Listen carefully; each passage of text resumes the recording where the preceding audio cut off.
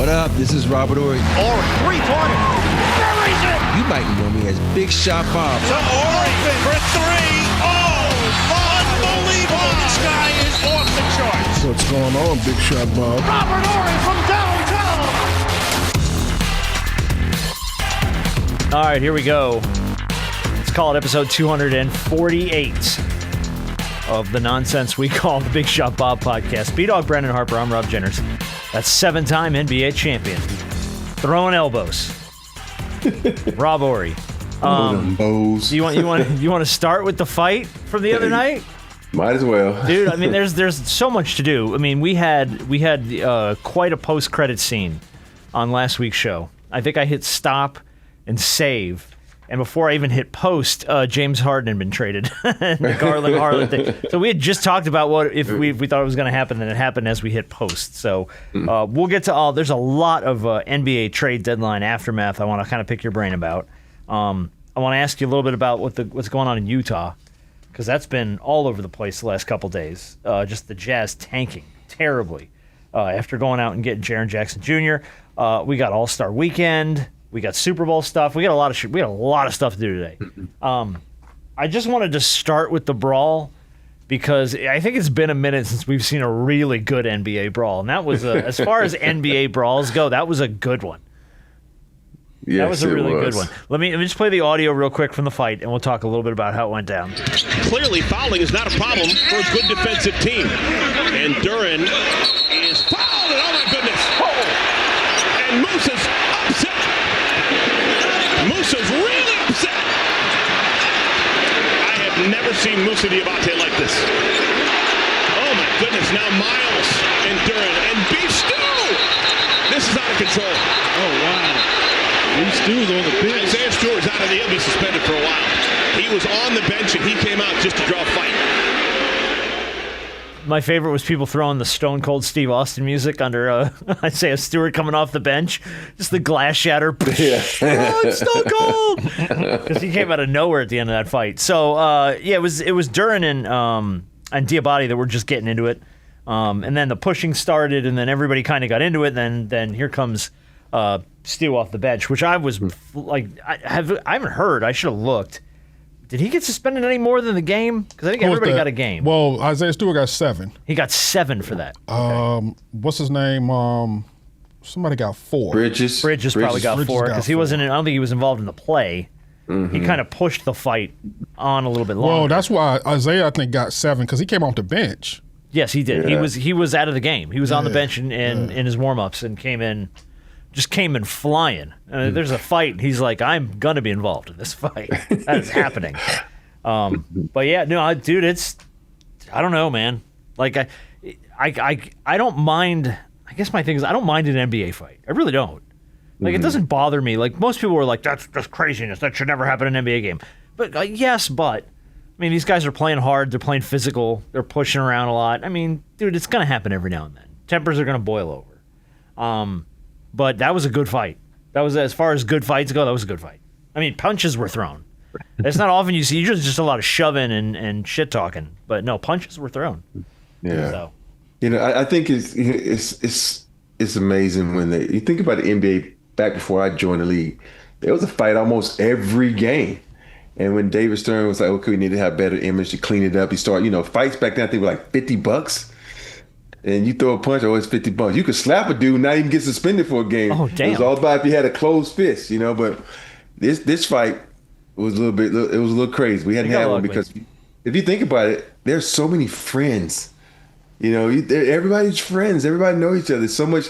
You think about this is the one thing that I've never been a fan of. At the end of the game, everybody's meets at half court. They shaking hands. They cover their mouth like they talking about top government secrets and shit. I'm like, dude, shake hands and go about your business, man. And that to me just shows you this fight was like, okay, we don't like you. We're gonna try to, think about the Hornets. They're trending in the right way. They are. We talked about it last week. Yeah. Yeah. I mean, we talked about Detroit. This is one thing. That's probably a flaw in the Detroit game. They can be taken off their path by, a little, I ain't saying this fight, but, they can do stuff to them to irritate them. And next thing they get into the fight and it can cost them. So, but I hate that the fight happened, but I'm like you, Rob. I don't mind that it happened because it goes to show you that guys are competing, and it's a physical game, and sometimes tempers will flare. Nah, that was. I always said, man, if there's one team that's going to always find a way to get into something. Oh, it's the Pistons, It's man. the Pistons. I mean, it's the – ironically, when you look at their history, it's like this team is going back to its 90s days where Bill Laimbeer, Joe Dumars, Isaiah Thomas, and those guys, the bad boy Pistons, they weren't scared to get physical with you. Like I said, we always talk about what they did to Mike and what they made Mike do to become Mike. And I think when you look at this team now, I'm not comparing them to the bad boy Pistons because that team won 2 titles. But when you start looking at just how they fit the ruggedness of the city of Detroit, it fits. It fits. Well, and they're not afraid to play that way. They're not. They will play. We've talked about it before on the show. They'll play physical basketball and they don't care. Yeah. They are not afraid to foul. They are not afraid to hit. They'll do what they got to do to try and, which I think is great because it's like, to your point, it reminds me of the bad boy Pistons. It's got that like flair of Rob of your days in the league, like you were just talking about, like where it was like, if you can slap a guy as long as your fist's not closed. Like I like that. Give me that. Like that's the NBA, but that's the NBA we grew up with. So it's like, that's the NBA you played in. So we're used to, like, we don't mind it so much. So it didn't upset me that I hate your album with you though. I hate the fight happened. But I'm all in for a good NBA fight every now and then. Now, Isaiah Stewart coming off the bench, though, that's bullshit. You can't do that. Like, let the guys on the court settle on if you were involved in the play and they want Duren and Diabate, if they want to shove and kick and push, and then, okay, fine. Yeah. But coming off the bench like that, bro, like that's bad. That's a bad look. Now, when you don't have that under control, that's the one thing about the Pistons, and you kind of fear that because some of these guys have short fuses, you wonder if this is going to be another Draymond Green situation in the finals where he gets suspended a couple of games and it could cost you a game or two because guys couldn't keep their tempers, at bay. So it's one thing to be physical, is one thing to let people know you're not finna mess with us at any point in time.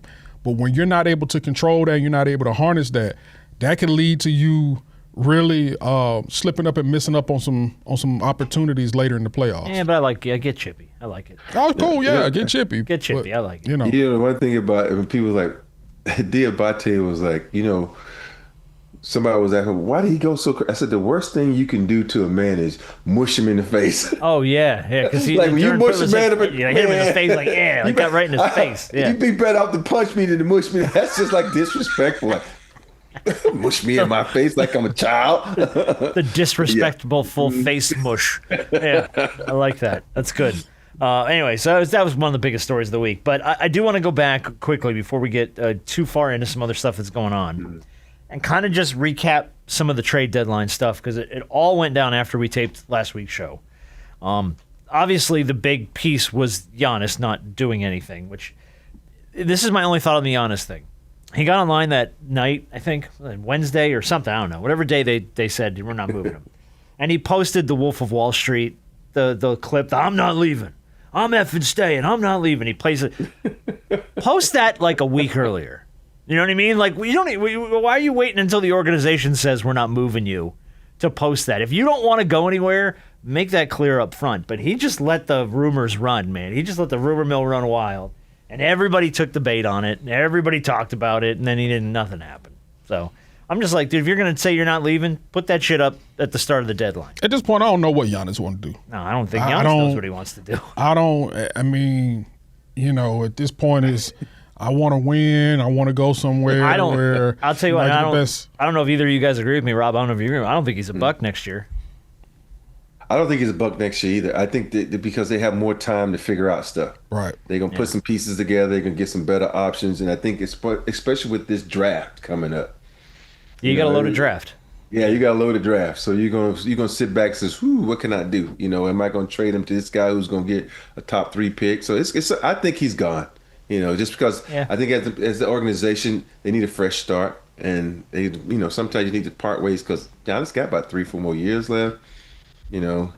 He's breaking down a lot, and so it's just too much drama coming behind that situation. Aren't they? And plus, you think about it, that's going that's gonna free up like 3 spots because he's gonna take his 2 brothers with him too. So they got moves. You got to make. roster flexibility there. Mm-hmm. Is he shut down for the rest of the season, or is he?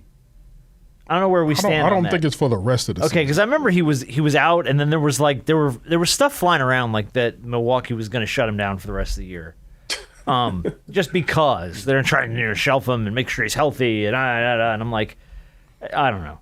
So maybe he's not shut down for the rest of the season, but he's not back yet. The post credit scene was the Harden trade, Harden for Garland. Clippers got traded 11-time All-Star James Harden to the Cavs for Darius Garland and a second-round pick. Effectively, Harden had veto power almost any trade because of the way his contract is in. So obviously, this is a very win-now situation for the Cavs, who are improving, playing a little bit better, starting to figure it out. And for Darius Garland, he goes to the Clippers, and he joins that roster in L.A. Who did you think got the better end of that deal, or do you think it was a pretty even swap? I think it's pretty even, to be honest with you. It's because the problem is you don't know what's going to happen to the Clippers because there's a lot of rumors floating around that the hammer's about to come down. Well, it's back in the news today now. Yeah. It's back. Yeah. There's another Pablo Torre episode today about all the stuff that went down years leading up to the Clippers thing and the Kawhi stuff. I'm not going to get into it all, but if you want to watch it, go watch Pablo's video. I haven't watched all of it, but it's pretty damning stuff. And I think with the injuries, the one thing we don't talk about with James Harden, he's been pretty injury-free. He just hadn't shown up in the playoffs sometimes. Yeah, well, that's think about it. Now he doesn't have to be the man in the playoffs. You got 3 guys over there when it comes to Cleveland that can, give you a little leeway. You're not depending on, if Kawhi's going to be in there, being out. So I think Cleveland knows that this is the best opportunity with the Celtics not having JT back. I know the rumors of him coming back because the East is kind of wide open. Cleveland right now could be back in that second spot. They're only like a game, half a game out, a game and a half out, something. So I think it's a great move for somebody like Garland who's been, out with injuries. Because I'm gonna lean more towards the Cleveland getting the better end of this trade. But in the long run, I think it's the Clippers. You're right. Right now, the Cavs are only a game and a half out of spot 2. Mm-hmm. Celtics are at 2, 34-19. Knicks right behind them, 34-20. Cavs are 4, 33-21. Yeah. A game and a half out. Yeah, right now it's the Cleveland. But I think we say that with knowing that Cleveland thinks that they only have a small window to make some shake. Long term, Clippers, because at some point in time, you don't know what's going to happen with Kawhi, just from playing and then whatever else comes out about all this other type of stuff. So eventually at some point in time, Kawhi comes off the books in one way or another, unless they still going to pay him on the table. But that's somebody else's problem. Right. But I think long term, the Clippers are going to start over. They're gonna get a lot younger. They're gonna start over, kind of revamp this thing. I think with Cleveland, you make this push. I think you said they're what, 4th? Yeah, right now they're 4th. Yeah. But a game and a half out of the 2 spot. Yeah. If James Harden can become the thing that he's been trying to become his entire career, then maybe they can really make some noise and make a deep playoff run. We'll see. But like you said, James Harden ain't had a whole lot of success playoff-wise really since he left the Thunder, as far as especially getting back to the finals, because he's choked in some of these finals, in some of these moments throughout his career. So I don't know. We'll see. But I think Cleveland got the better end of the deal for right now. Yeah. But, and also I think Cleveland might be a good spot for James in the sense that there is no off-court distractions. Oh, I know there's some, but it's not as many. Not a lot, yeah. Not as many as it's not as many as in Houston. It's not as many as in L.A. Yeah. It's not as many in New York. I think we oversell that. Yeah. Because these guys got money. If they want distractions, they can go find them. They got money. He got plenty of money to where I don't care if this man was in Green Bay. He can fly whatever he wants into Green Bay. He'll open a club. What are you talking about? They got as a city. I'm trying to think positive, man. I'm trying to think positive. These dudes got too much money that if they want to go find something to get into, they'll find something to get into. They'll fly it in. Mm-hmm. Just what it is. Yeah, it is. I do like it. I'm with you though. I do like it short term for Cleveland. I'm interested to see what Cleveland does this season. Really, that window's going to be real small, I think, for the Cavs, though. We all know what's going to happen this summer. What's going to happen this summer? LeBron James is going back to Cleveland. Is that what you think? That's what I think. I just think that, next year, after watching him play the other night against OKC and just seeing how tired he was, man. Yeah. I just think it's wearing on him. If you had the beginning of the season where you're playing good, and all of a sudden it's the middle of the season that jumps on you. And like, if you can make it through this and then get out to the All-Star break, and I want to see his body language out the All-Star break when you get right before the playoff stuff, if he has that energy that he usually has. And if not, I think he's just going to go to Cleveland and ride it out, do the victory lap, and say, yo, Cleveland, I'm home. Yeah, I think he's pretty much done in L.A. We heard – what was he saying the other night? He has even an option or something next year? Well, no. No, he's not. That's it? Yeah. He was saying that we're not a championship team. I think that was that game. OKC. Yeah, it was there for the OKC game. Yeah, he's like, well, what do you want me to say? They're a championship team. We're not yet. Yeah, yeah. So I think he's done. And plus, I think new ownership is going to try to put their stamp on the organization. It's like, okay, out with the old, in with the new, and that's no disrespect to LeBron James. It's sometimes you need to, even though he's a greats do move on. And you move on from greats. So I think this is going to be Tom Brady only did, a year in Tampa Bay? No, he did a couple. Did he 2-2? Okay. But, at the end of the second season, that's right, because the second season was not good. The first season, they won the Super Bowl. Second season, they didn't. So it's like you just hit that age where, dude, just like we said a million times, Father Time's undefeated. Yeah. It's just going to catch up with you, man. But if you really think about it, he's defeated Father Time. Very much so. For NBA time. Smacked him around, but Father Time is about to get up off the mattress and say, off the canvas and get up Play and that say, Stone Cold entrance music. Here comes Father Time, yeah. And when we talk about out with the old, in with the new, that also goes for Rob Pelinka. I think he's very much on the clock when it comes to, hey, your time is kind of come and gone as the Lakers GM. I think when you start talking about new management wanting to put their stamp on things, I think when you have new ownership, they want to get their people in. They want things done a certain type of way. I think Rob Pelinka's on the clock.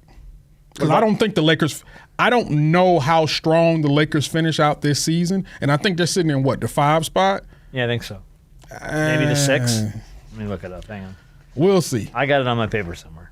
We'll see. I just don't know. If they make a strong run, he'll be able to save his job for at least another season. Yeah, they're fifth seed, but technically 6th seed because Minnesota has more wins. Has more wins and one more loss. Yeah, so it's a 5-6 type thing. Let them fall into the play-in, and then them get bounced. He getting bounced too. What does that mean for JJ?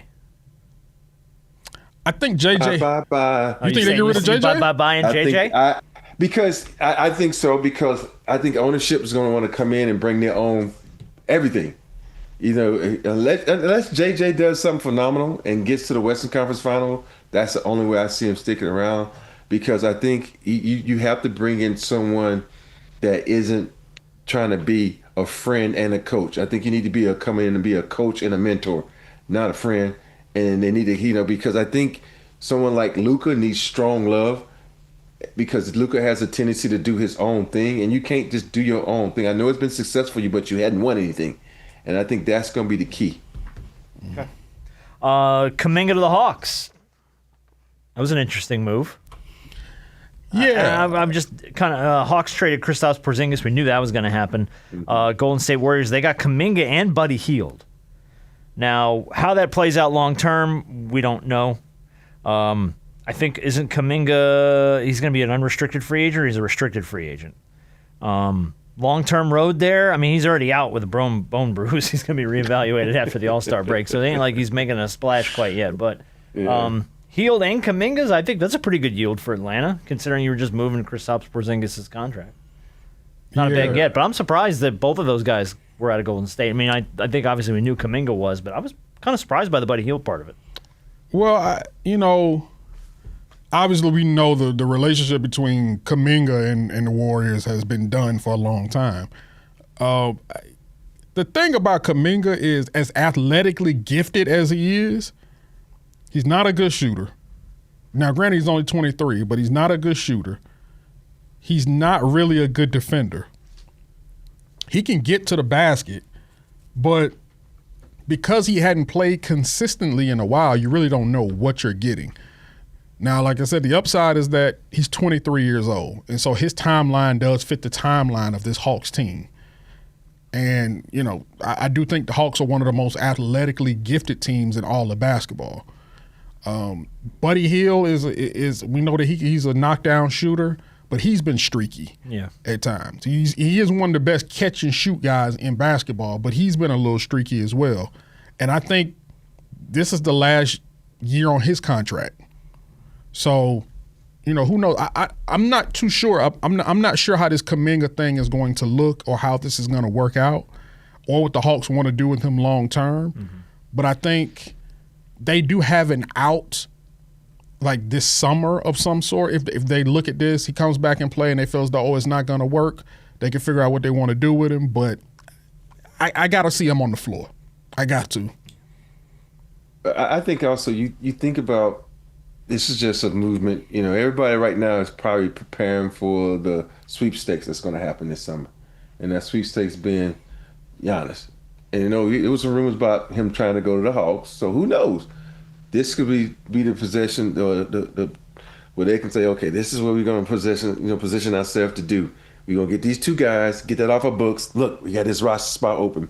Because it's just one of those things that I think everybody's saying, you know, if you're not New York, OKC, you know, Denver, or whoever the top 4 teams, everybody's in the Giannis sweepstakes right now, trying to move money around and try to get ready for that. So I think that's kind of a movement that the Hawks, because who knows? Let's throw the pitch out there and see if it works. I don't think the Hawks have enough now. I think if you were going to make that trade, Trae Young is a piece that you use to go get somebody like Giannis. I just don't know what is appealing enough to Milwaukee to have them trade Giannis to Atlanta and what they'll get back. Now, they have that New Orleans pick, which could be a top 3, but that's not enough. You never know. Maybe. You keep your fingers crossed and hope and pray. But if you're giving Milwaukee more time, you're talking about the summer, you're giving them a lot more time, which means they probably think, the more time that we have, the more we think we can get.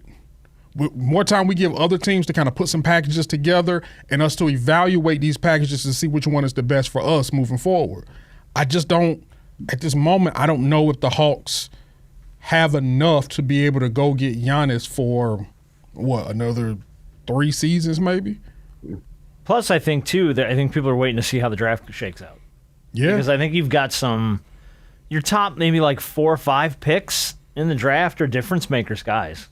Yeah. Like any of those guys. So depending upon where you fall in, and I want to talk about the Jazz in a little bit here too, when we talk about what's going on there. I feel like if you get set up to get a top draft pick this coming year, maybe that's also what you're holding on for. Maybe you can either move that pick or you can stack that pick and make that part of a deal. I don't know. But, you know, I would like to see Kuminga have a shot in Atlanta. I think Atlanta's a young athletic team, like you said, Harp, and I wouldn't mind seeing him get some tread here. Whether or not that happens long term, I mean, who the hell knows? I was very surprised by the Anthony Davis move. AD to the Wizards, did not see that happening. He went to the Wizards with Jaden Hardy, D'Angelo Russell, Dante Exum for Chris Middleton, A.J. Johnson, Malake Brannan, Marvin Bagley III, 2 first-round picks, and 3 second-rounders. So the Mavericks, now when you really look back at this, by the way, AD's out for the remainder of the season, too. Of course, so there's no value in this in the immediate. When you look back at the way this shook out, though, the Luka AD trade, now that the Mavs have moved on from him, they got like nothing for one of their all-time greats. They got nothing, just jack, and it's so sad. Like, it's a bad look on Nico. Not that it wasn't a bad look to begin with, but I mean, well, Nico didn't do this trade, so it's no, not really I know. bad But look when you look at the way it ended shaking out, I mean, they ended up essentially trading a generational superstar for 1 rotation player in Max Christie, 2 bad first-round picks, and 1 yet to be unknown first-round pick from the Lakers in 2029. That's basically what you got. And it's just for Luka Doncic to get that haul. I don't know. And a quick note on the Wizards before we get into what we think this shakes out for them. 36 losses already, so they're not going to win 50 games. That makes 47 straight years that the Wizards have not won 50 games. In 1979, they won 54, and they lost in the NBA Finals. They flirted with it in 2016, 2017 with Bradley Beal and John Wall. They won 49. Before that, there was the Gilbert Arenas era. They won 45 in 04 and 05. But they have not cracked the 50-win club in 47 years. So, I don't know. What do you think this means for Washington now? You got Alex Sarr, you got Trae Young, you got Anthony Davis. It's not necessarily a young core. It's maybe something that puts a few butts in some seats if everybody's healthy and playing well. And I think if maybe that's their goal is next year, hey, we can maybe sell some tickets, get some butts in the arena. But I don't know, Rob, do you think it does anything for the overall product? Man, to be honest with you, it moves you in a position to maybe do the play-in, but it's all depending on AD's health, which is what we talk about each and every year a season starts. And it's something that comes up. And if think about it, it was his eye at the beginning of the season, now it's his thumb. I'm like, come on, man. But if you really think about it, if this team is healthy, and that's a big if. Well, that's a huge if. They could make some damage because Trae and AD together. Think about it. Yeah. Trae, all right, hold on. Assist AD. Yes. AD can make up for Trae's mistakes defensively by erasing them. Yeah. Okay. But if was a fifth. I know, and I'm not exactly right. But also, you're talking about if Trae and AD are Trae and AD from, I don't know, 5 seasons ago, 4 seasons ago. Okay. Hey, you gotta keep hope alive. Yeah, man. but I mean, like this version of those, this version of those two guys, I think, is drastically different than the. And I'm not saying Trae's beyond his peak, but there were peak moments with those guys that I don't think that either of them are there yet. Now, I could be completely wrong. They could come out next season and start blowing the doors off people. I like the concept. You're right. I like the idea of a healthy Trae Young and a healthy Anthony Davis on the floor together. I like that a lot. I mean, when you talk about big ifs, it's like, those giant letters they put out in front of the arenas. I mean, that's your giant I, your giant F. That's a big old fat if. You got to think about this is the Wizards we're talking about, so they got to have something. Well, and that's why I said, if anything, maybe it puts some butts in seats.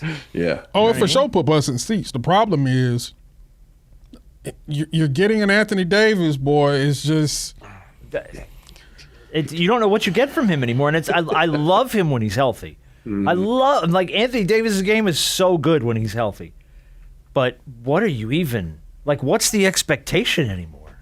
You really can't have too many expectations. Now, I see the vision. Obviously, him and Trae, pick and pop, alleys, things of that nature. Yeah. Having a versatile big man like that is something that Trae has really never had. And there was a point in time that people talked about AD coming to Atlanta. So Trae Young actually now gets to play with AD at some point in time, not this season, but next season. I just don't know. Every year it's the same thing with AD. You got to go into this knowing that he going to miss at the least, and I do mean at the least 20 games, 25. Somewhere in there. Anywhere between 20 and 30 games, he's going to miss That's even a conservative guess. It was 20, then it was 25, then it was 30. Yeah. Well, the reason why I kept going, the reason why I kept going up, it just depends on what the injury is. Paper cut, 6 weeks. It's always something with him, man. That's just it. It's 45, 57. He's gonna play 20 games next year. I don't know, man. I mean, look, good for Washington for trying to do something to try and make a splash. I mean, they've been a very bad team for a very long time, and if nothing else, maybe you get some butts in seats. Here's the funny thing about that: Anthony Davis nor Alex Sarr want to be a center. Well, one of them's going to have to be. And I don't know how that works Rochambeau, out. baby. Rock, paper, scissors. I don't care what it is. Anthony Davis is going to hurt himself in rock, paper, scissors and miss 3 weeks. That's what I do know. Neither one of them want to play the 5. So do with that what you will and figure that out. That's still always a head scratch to me because this is positionless basketball now. There's nobody going to the block, having to guard a Shaq. Right. Have to guard, think about it. Look, guys really post up on a constant basis. Embiid don't even post up no more. No, not really. He was like one of the last ones to do it. So and Jokic what's the doesn't. difference? and you switch everything any freaking way. Everybody's a switch. So get on board, man. Find a freaking program that works. Get on board. Speaking of bigs, I'm going to mention this quick before we get to Utah. Vucevic to Boston. I like that trade. I like that a lot, actually.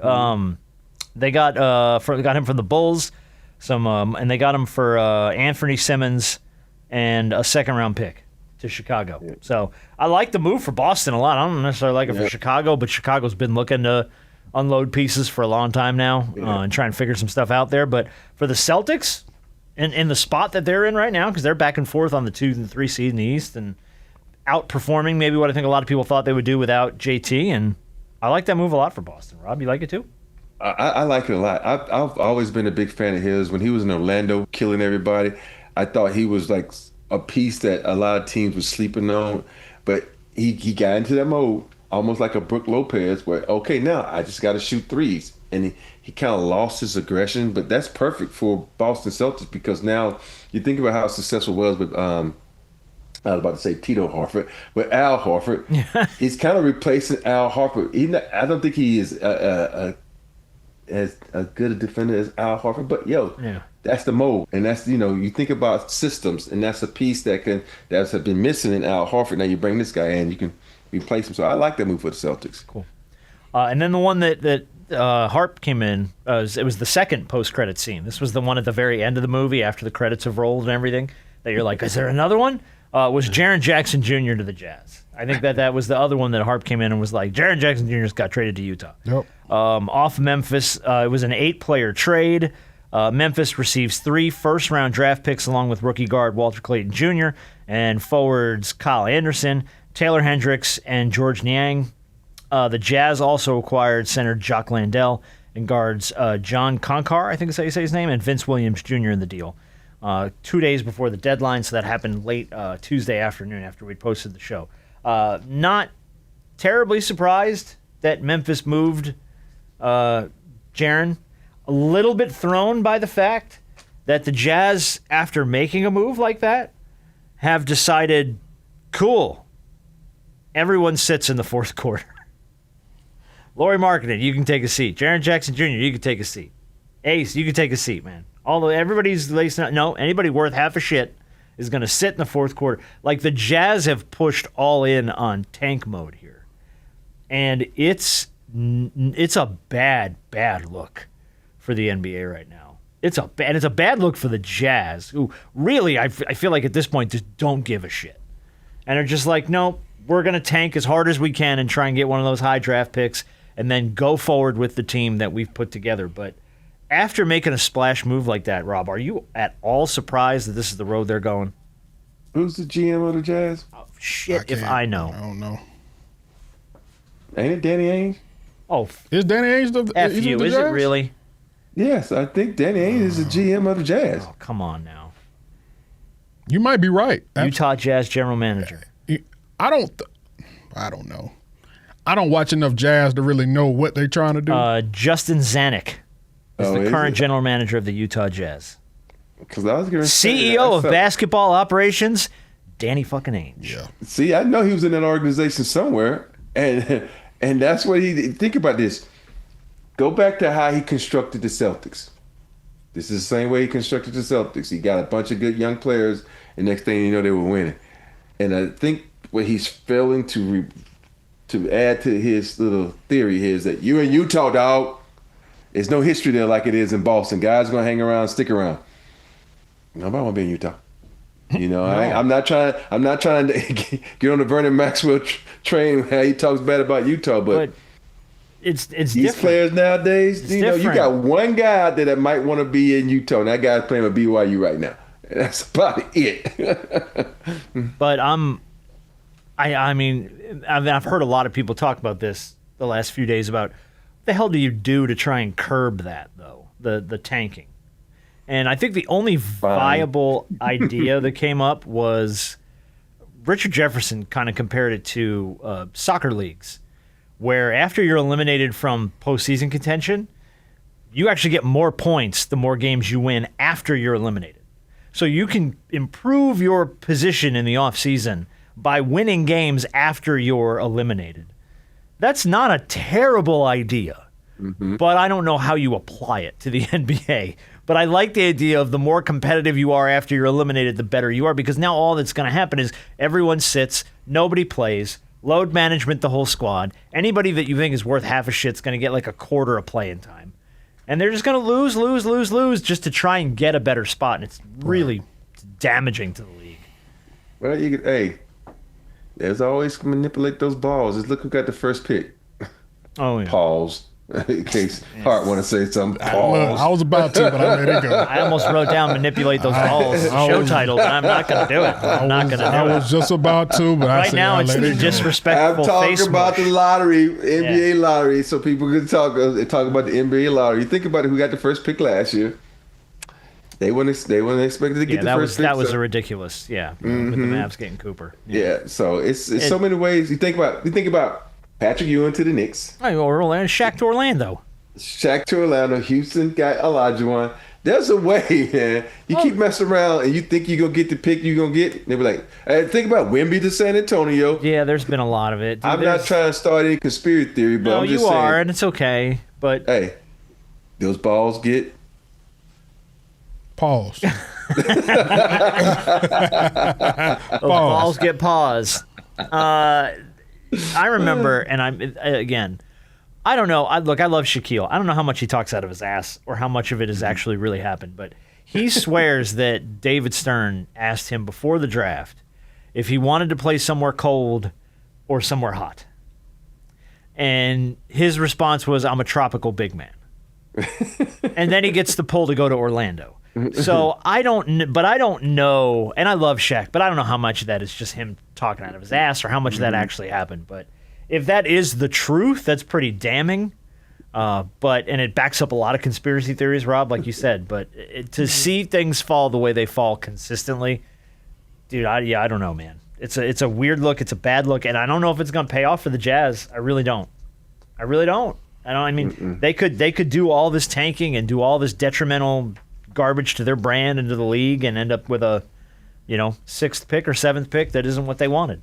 And all that was for nothing. So it's like, I don't know how to curb it. And I don't know if fining is the right answer either.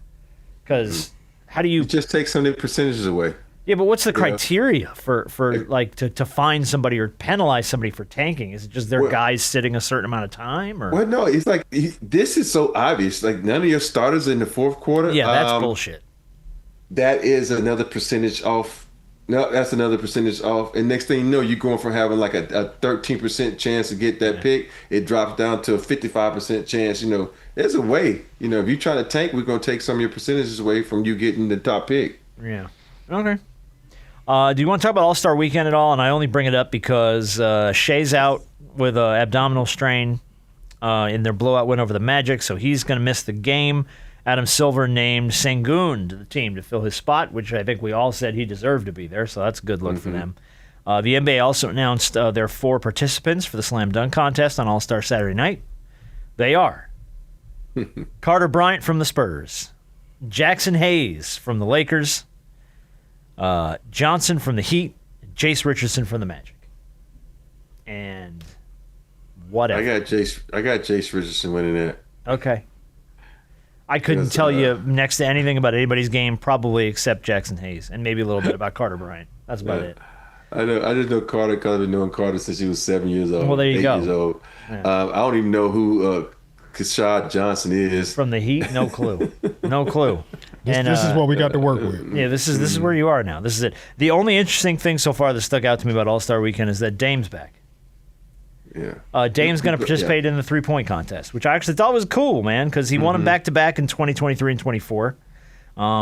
He is, he's working his way back from the Achilles.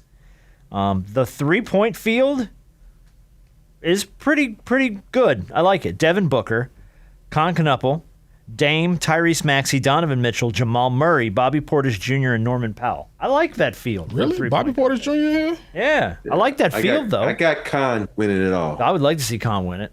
Yeah, that'd be cool. That mug could shoot that shit. Dude, he shoots, man. But I like at least the field there is like, okay, that's cool. Like the field for the dunk contest is just whoever wants to do it. Who wants to do it? Yeah. Nobody? Okay, cool.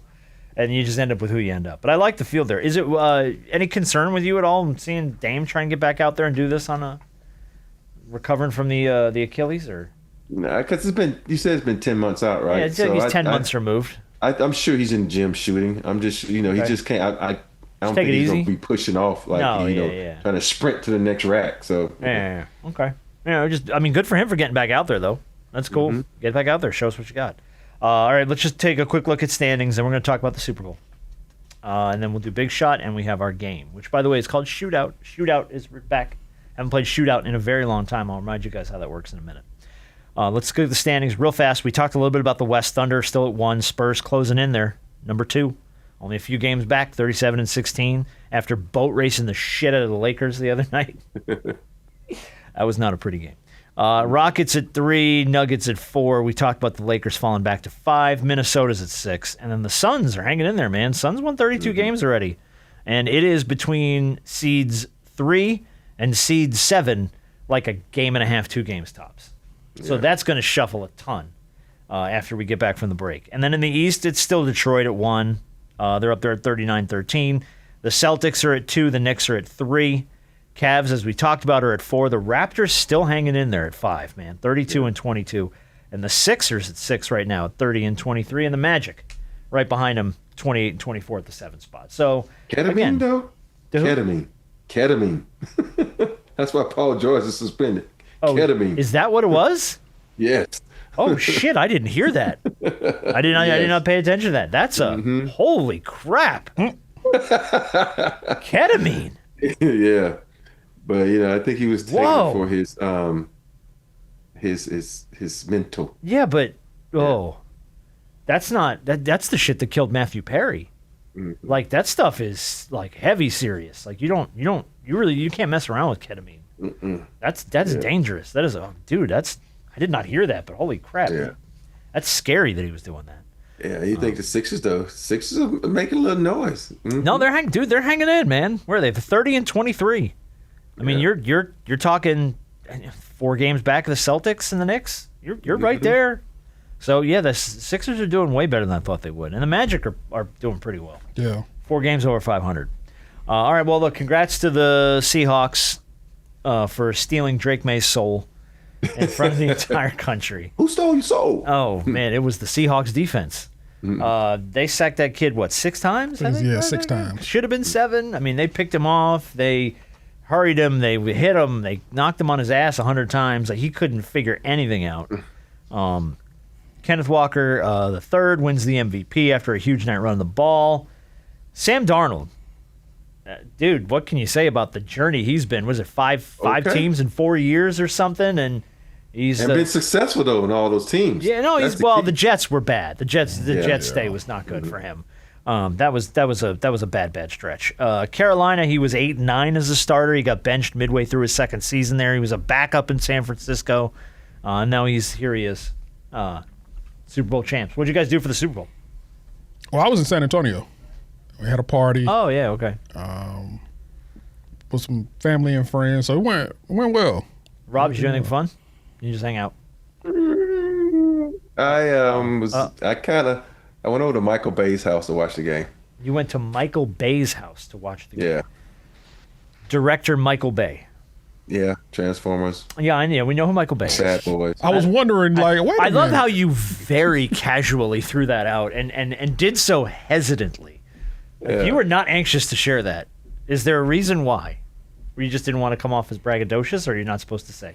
I'm just not going to come off as braggadocious. So, yeah. Like he invited you?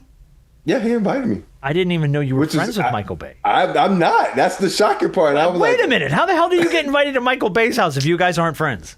Because he's friends with Byron Scott and his wife, Cece. And then Cece reached out to my wife, and then she was like, we didn't have any plans anyway. He says, Michael Bay said, actually, if y'all want to come over, he's a big fan of yours. I'm like, Michael Bay, bad boy, Michael Bay? I'm like, let's go.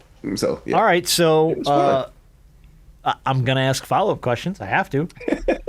Talk to me about Michael Bay's Super Bowl party. Like, was it a big blowout type of a thing? Was it kind of small and casual? What was going on in his house? Casual. we were just watching, the game, just hanging out, had a little barbecue, got to see, Bumblebee. He has Bumblebee in his house. Oh, that's dope. And it was, it wasn't anything like, over the top. Okay. It was just a bunch of guys hanging out with their wives and stuff. It was very low key, very casual. It was fun. Nothing spectacular. Talk to me about Michael Bay.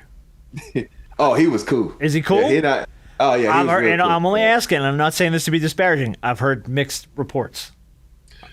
Well, I think a lot of times because I hate to say it like this, because I am who I am, he kind of opened up to me. No, it makes sense. You're right. Yeah, You're right. And we were having a great conversation, and I said, and he got to know me, and we were joking around. He's like when I first walked in, he was like, "Damn, you're not as skinny as you used to be." Oh, I'm come like, on now. This is the first thing he says to me, Mike. right?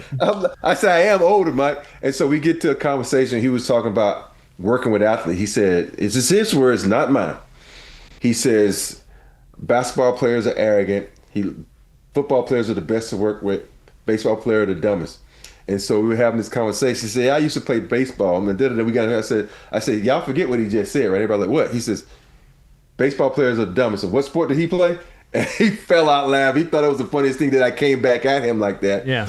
And then I had to ask him about that, his patented shot. You know how he does that, the circle shot when around the lens flare and the yeah. And he said he just came up with it because he just stopped in the middle of the street and said, "I got an idea," and he came up with it. But it was cool, man, just to get to hear how he was talking about different movies, and he was talking about how him and Martin Lawrence became really good friends.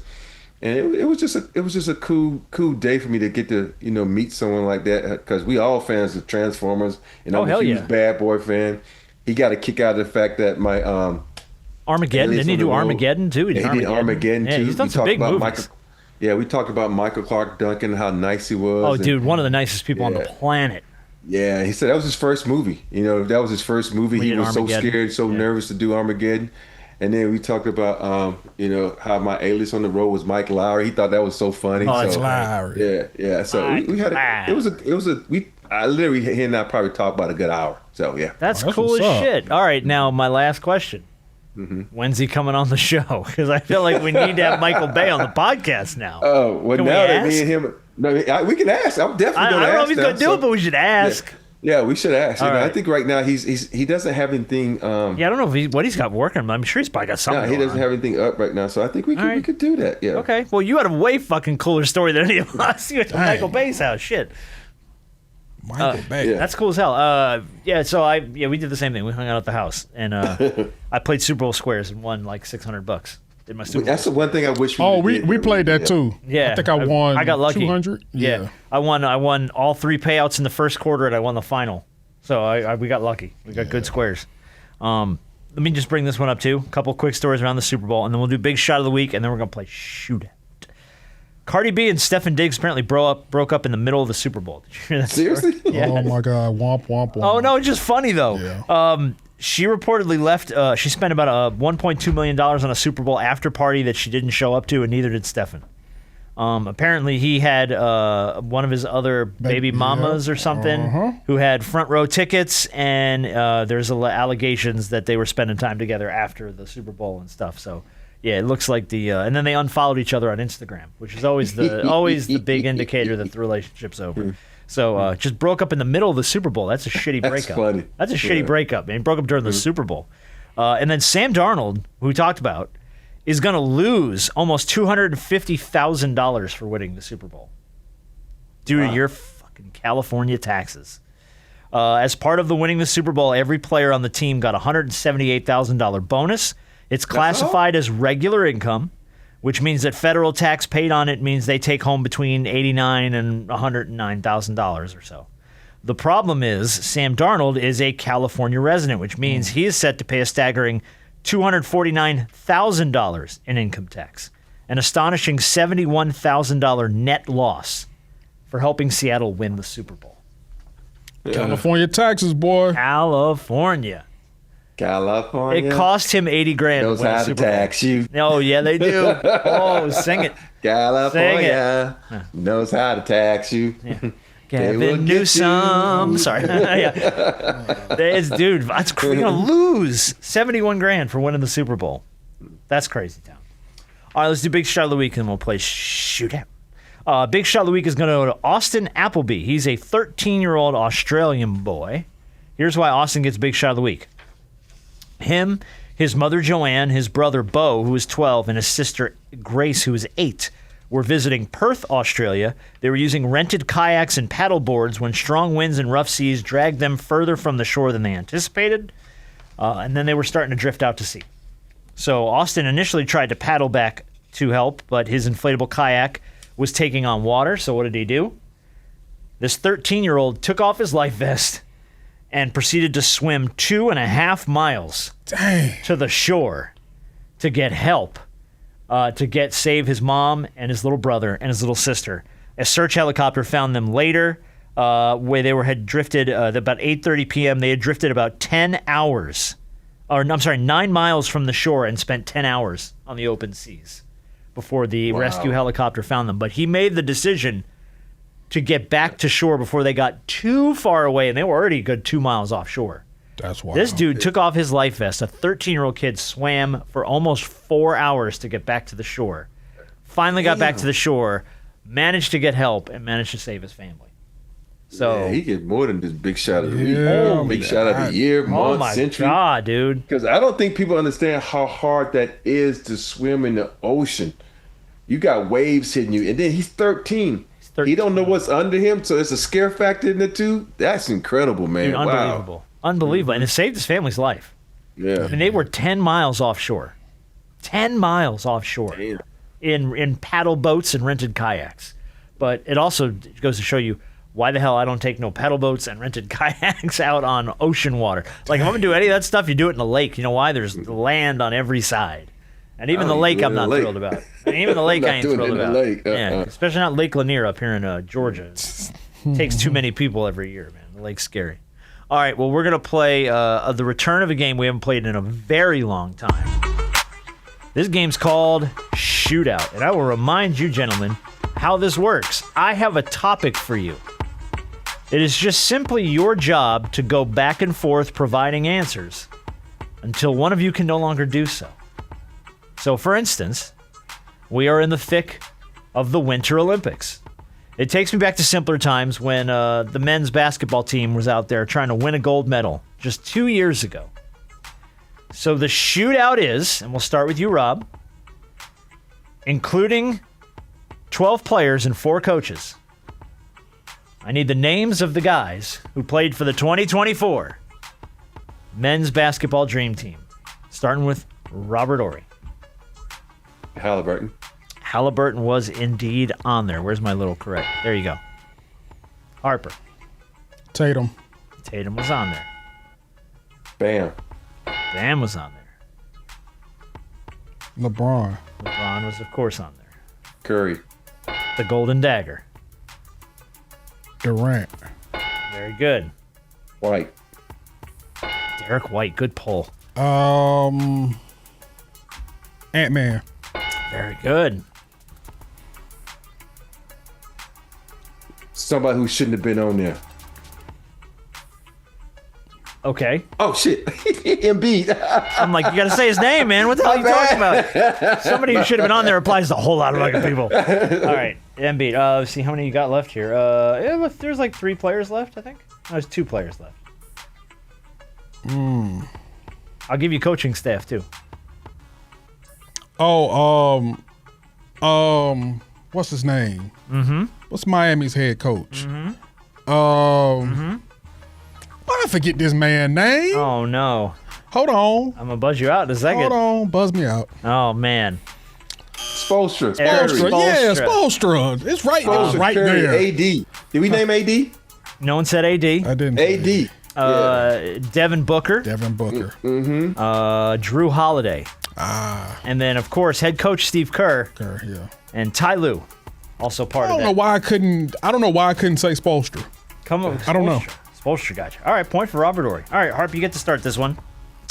There's obviously a lot of drug testing surrounding the Olympics. That happens. People get drug tested constantly. Thankfully, in the NBA, it's not that much of a problem these days because a lot of U.S. states have legalized recreational marijuana. Mm-hmm. So the shootout is the 24 states that have legalized recreational marijuana. Brandon Harper, you're up first. California. That is on the list. Florida? Well, that went really quick because I don't Florida know. has not legalized. Wait, what you took Cali from us? No, man. No, the Colorado was the first state to ever do Yeah. it. In like I know it's not 2007. Texas. I think Nevada's on the list. Nevada is on the list. I'll do the run through real quick. Yeah. Alaska, Arizona, Colorado, California, Connecticut, Delaware, Illinois, Maine, Maryland, Massachusetts, Michigan, Minnesota, Missouri, Montana, Nevada, New Jersey, New Mexico, New York, Ohio, Oregon, Rhode Island, Vermont, Virginia, and Washington. You know what that says? That is a huge If you list. are below the Mason-Dixon line. Oh, it is you ain't not got no legal. hope. No, yeah. No, you ain't got no hope. Nope. Below that Mason-Dixon line. Texas to Carolina? No. Us in Mississippi, Alabama, Georgia? No, not anytime soon. The Bible Belt? No, we're still buying it from guys in the corner out here. All right, Robert Horry. Robert Horry. Congratulations again to the Seattle Seahawks who won their second Super Bowl title, something some teams haven't even gotten one of. Mm-hmm. So the shootout is the 12 teams in the NFL that have never won a Super Bowl. Texans. Very good. Browns. There you go. Jaguars. Falcons. Oh, shit. Panthers? Lions. Good. Cardinals? The Arizona Cardinals, good job. Vikings. The Minnesota Vikings, good job. Damn. Just a few left. I'm trying to go down the list. I think we got 3 left. Chargers? The LA Chargers, good job. Harper? Did he say the Titans? He did not. Titans. Titans are on the list. Damn it. There's That was my 2 next left. Rob. His brain's shutting down. Or his internet's Yeah. frozen, or both. No, I was my brain shut down. Oh, okay. I'm buzzing you yeah. out. Now Yeah, just sitting buzz me on out. it. The 2 you missed, the Buffalo Bills Fuck. and the I thought Thurman won. Cincinnati Bengals. Yep. Those are the 2 that have never won a Super Bowl. Now, I thought Thurman won it, but they just kept going. They to the went Super to Bowl. like They never 4 and won. lost all 4. for a bonus here. We'll go back and forth real quick on the bonus question. Arizona Cardinals, Atlanta Falcons, Buffalo Bills, Panthers, Bengals, Browns, Lions, Texans, Jaguars, Chargers, Vikings, Titans. Of those teams, which 4 have never even made it to a Super Bowl? Lions. The Lions have never made it to a Super Texans. Bowl. The Texans have never made it to a Super Bowl. Harper?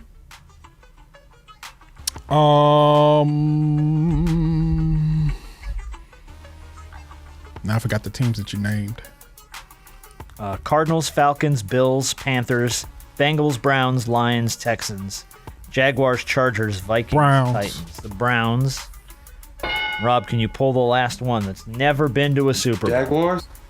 The Jacksonville Jaguars. Good job. Yeah, you got all 4. Good job, guys. Yeah, because of the expansion teams. That's why. Yeah, well, yeah. So of the 12, 8 have been in a Super Bowl, just couldn't get the job done. All right, last question in the shootout.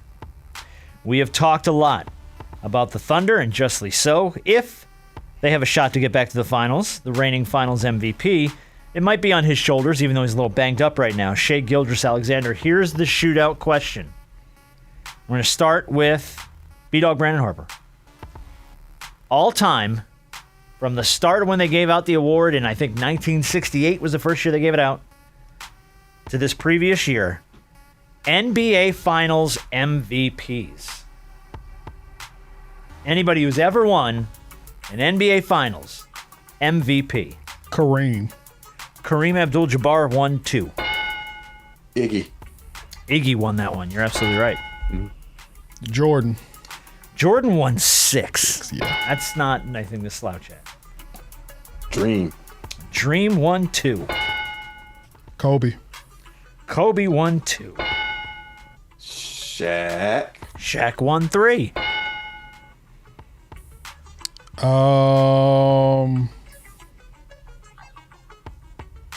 Jaylen Brown. Jaylen Brown did win it last year. You're all right. Tony Parker.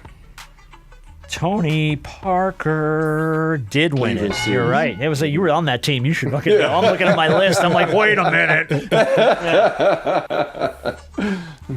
Did we say LeBron? We did not say I was LeBron. gonna say, He's well, won. wait a minute. LeBron's won 4. Oh, yeah. Dwayne Wade then. You gonna hit LeBron? Dwayne Wade. Dwayne Wade did win 1. Steph Curry. Steph Curry's only won 1. Well, that was the gripe about him. Yeah. Yeah. Tim Duncan. Tim Duncan has won 2. No, I'm sorry, 3. Tim Duncan's won 3.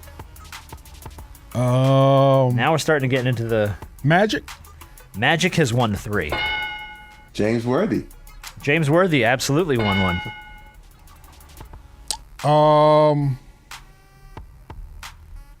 Giannis. Giannis won 1. Good job. The fake Mr. Big Shot. Chauncey Billups Dang. did win 1. You're absolutely right. Dang, my boy took it down to the That's nickname, and that personal. man and he got handcuffs Going on. down with shots. Gonna hit a man while he's cuffed.